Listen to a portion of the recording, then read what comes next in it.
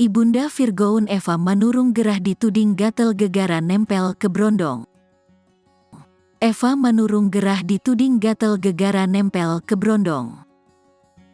Ia pun kini mengaku kemesraannya dengan Jordan Ali hanyalah sebatas konten. Eva Manurung akhirnya ungkap status hubungannya, usai Jordan Ali mengaku hanya menganggapnya seperti ibu sendiri. Disebut-sebut memiliki hubungan spesial dengan ibunda Virgoun, Jordan Ali akhirnya buka suara. Seperti diketahui, hubungan akrab Eva Manurung dengan Jordan Ali belakangan ini menyita perhatian publik.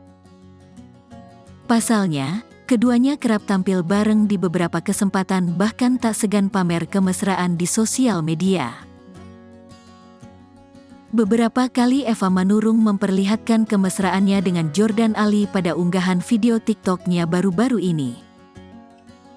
Sontak warganet pun dibuat heboh dan menganggap ibunda Virgoun berpacaran dengan seorang berondong.